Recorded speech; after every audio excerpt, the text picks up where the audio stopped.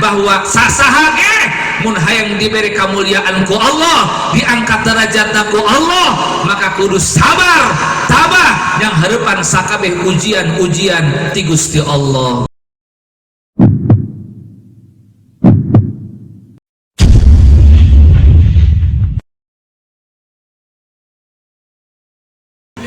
Ya Allah, ari kuti eta Kanjeng Nabi ujianna naon kitu. Ibu bapak rahimakumullah, luar biasa ujian Kanjeng Nabi. Disebutkan bahwa tahun terjadinya peristiwa Isra Mi'raj tersebut adalah setelah adanya tahun Amul Huzni, itu tahun kesedihan. Naon maksud tahun kesedihan teh? Kanjeng Nabi dikantunkeun ku istrina Sayyidah Khadijah, Kanjeng Nabi dikantunkeun ku pamana Abu Thalib, anu duanana adalah orang-orang yang sangat setia membela dan mendampingi perjuangan dakwahnya Rasul sallallahu alaihi wasallam. Sayyidah Khadijah, istri pertamanya Rasul sallallahu alaihi wasallam. Tuh, Kanjeng Rasul mah loba pemajikanna. Loba pemajikanna bu Kanjeng Rasul mah. Leres. Kanjeng Rasul mah loba pemajikan. Nu kahiji saha istri Kanjeng Rasul? Saha nu kahiji istri Kanjeng Rasul?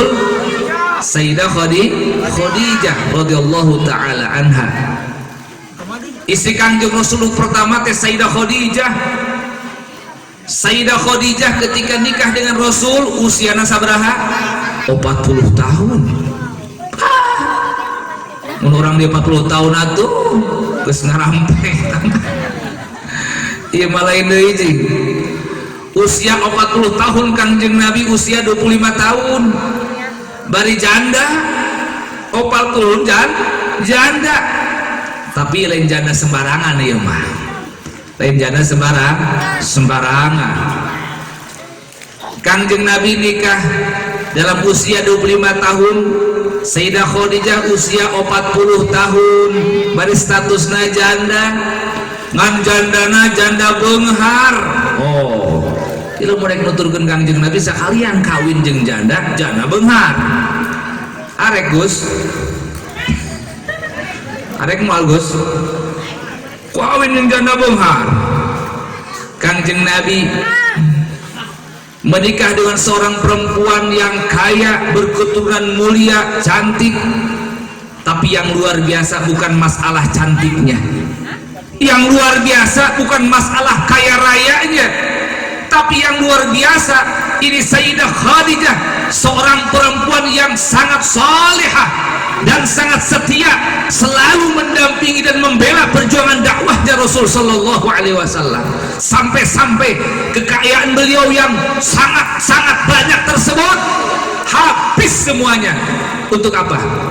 Diserahkan kepada baginda Rasul untuk berjuang membela perjuangan dakwahnya Rasul sallallahu alaihi wasallam. Jadi kudu nama kitu eta. Mun kawin jeung janda beunghar, kakayaana bikeun ka salaki. Tapi pikeun perjuangan dakwah. Ini yang luar biasa.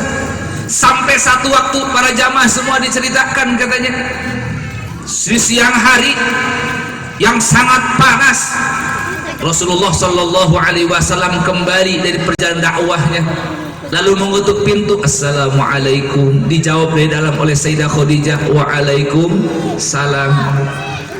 Kanjeng Nabi terlihat lelah setelah perjalanan dakwah beliau, mana panas. Bayangkan di Arab lain siga di urang maloba tatangkaran jeung iuhan. Di Arab mah padang pasir menghampar, mana hawa panasna jauh daripada panas di urang, sangat panas. Bayangkan dakwahna Kanjeng Nabi di alam yang semodel itu, dalam cuaca yang sepanas ekstrim seperti itu. Luar biasa perjuangan Nabi. Datang dalam kondisi lelah Kanjeng Nabi, bercucuran keringat, disambut dengan penuh kecintaan dan kasih oleh istrinya Sayyidah Khadijah. Diusap, dielap keringatna. Aing macam pernah ngalaman gitu. Osok kira-kira pemajikan gitu kasalakina osok. Osok tara bu, boro-boro. Monyong lah ya. Kok mau kurang setoran mah.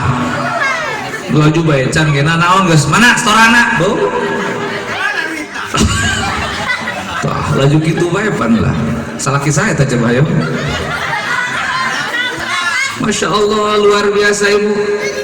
Ketika begitu Rasulullah dalam keadaan lelah, lalu Rasulullah sallallahu alaihi wasallam membaringkan ngarbahkeun badana dalam pangkuannya Sayyidah Khadijah radhiyallahu taala anha karena lelah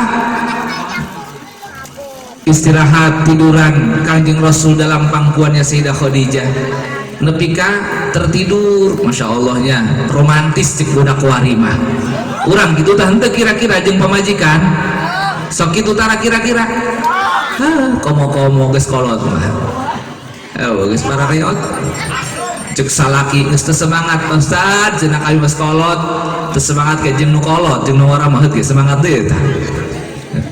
Para jamaah sadayana ketika Rasulullah istirahat merebahkan badannya di pangkuannya Sayyidah Khadijah, tiba-tiba Rasulullah terbangun gara-gara apa?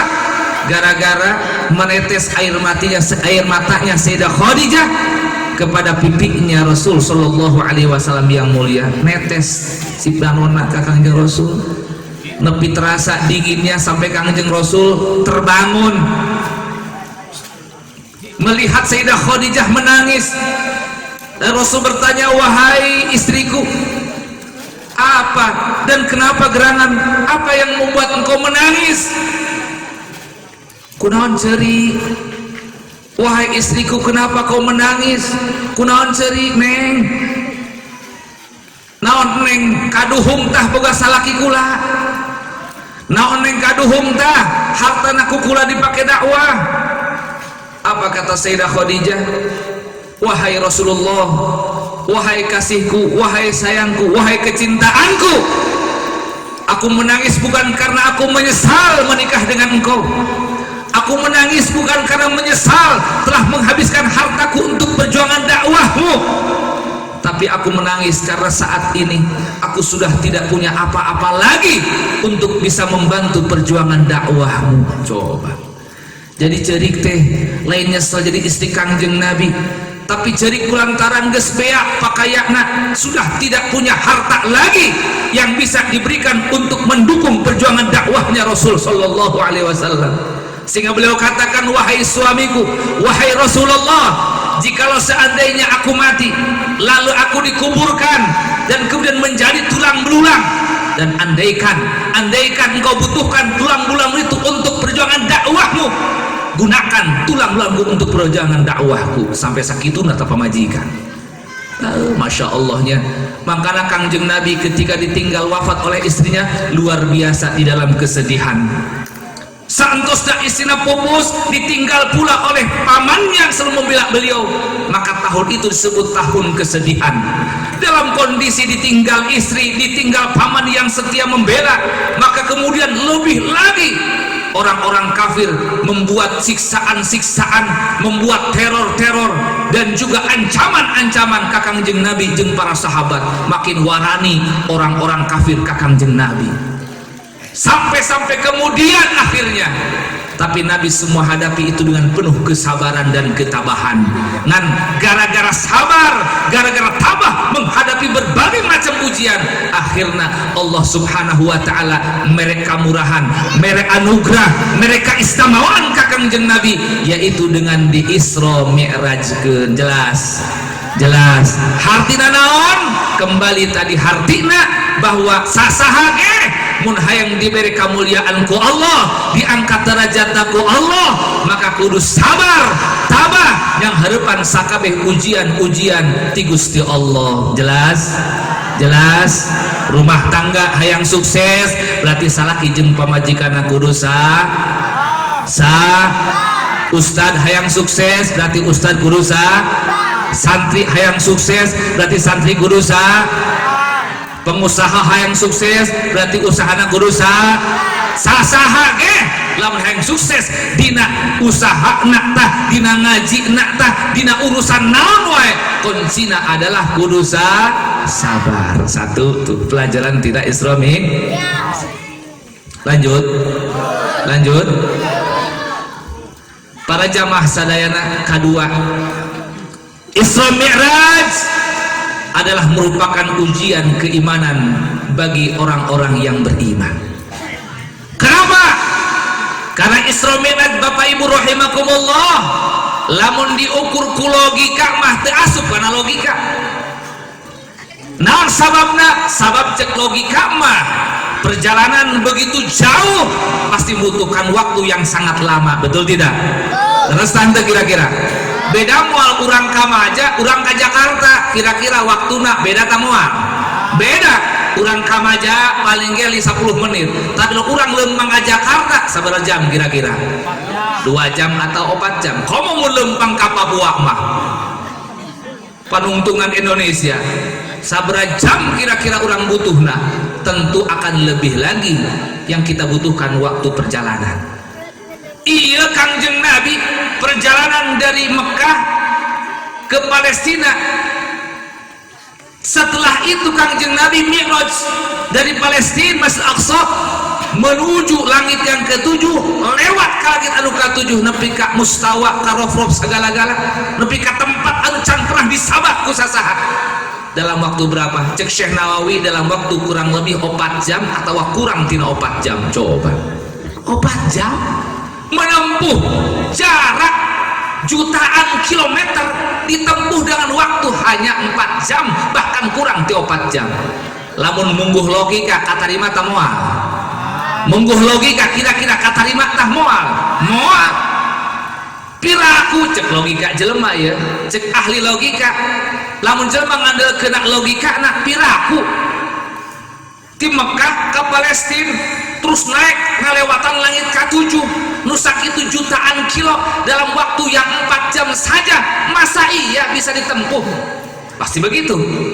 Tapi ketika orang-orang melihat itu dengan keimanan bahwasannya Kangjeng Nabi bukan berjalan sendiri, tapi Nabi diisrokeun, diperjalankan ku Allah. Saha Allah? Allah anu maha kawasa, Allah anu nyiptakeun jagat raya, Allah anu ngabogaan jagat raya, anu kakawasaan Allah tidak terbatas oleh waktu, kekuasaan Allah tidak terbatas oleh tempat, sehingga para jamaah sadayana lamun nu dibaca, lamun digunakan iman urang, maka jangankan 4 jam, kurang ti 4 jam, bahkan baru 1 menit saja kalau ukurannya keimanan, mudah bagi Allah untuk melakukan itu semua. Betul tidak? Betul tidak? Lamun jelema menggunakan logika pasti tidak akan percaya dengan semua itu.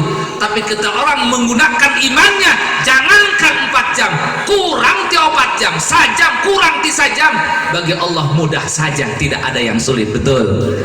Maka Isra Mi'raj menjadi ujian keimanan bagi orang-orang yang sudah mendapatkan nikmat iman. Makanya ketika terjadi Isra Mi'raj dan Kangjeng Rasul menceritakan kepada manusia, kepada masyarakat saat itu, tidak sedikit diantaranya yang mereka murtad kembali keluar daripada keislaman dan keimanannya. Na'udzubillahi min. Na'udzubillahi min. Tapi bagi orang-orang yang mereka oleh Allah dikehendaki untuk teguh keimanannya, kejadian Isra Mi'raj justru menjadi penguat, semakin tambah iman ka Allah jeung ka Kangjeng Rasul. Betul tidak? Betul tidak?